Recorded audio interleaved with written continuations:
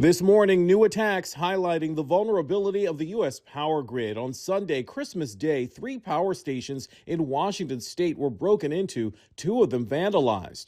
As a result, Tacoma Public Utilities and Puget Sound Energy reported 14,000 customers were left in the dark. Officials posting a message urging customers to report outages. You think nothing of when you turn on a light switch, but whenever you haven't had power for a few days and you turn on a light switch, it means it's just everything. The attacks come after at least 5 power substations were reportedly attacked in Washington and Oregon last month. And we have confirmed that this was malicious intent, this was no accident. And 2 more in North Carolina earlier this month. The targeted shootings at power substations left entire towns in Moore County without power for days. The local sheriff saying Duke Energy crews saw someone shooting from a vehicle near a power plant, then speeding off. Shell casings at the 2 sites recovered. Search warrants issued in the case, but it wasn't clear if they were for a person or people in the area. Every investigator working on this case, state, local, and federal,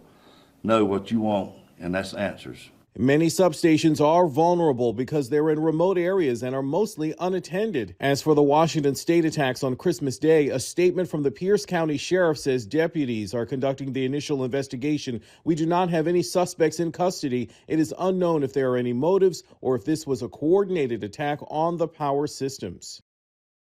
One former regulator said he can't recall another month with as many physical threats made to the U.S. electric grid, and a recent Homeland Security bulletin warned that domestic extremists have been developing plans to disrupt the grid since at least 2020. Derek Dennis, ABC News, New York.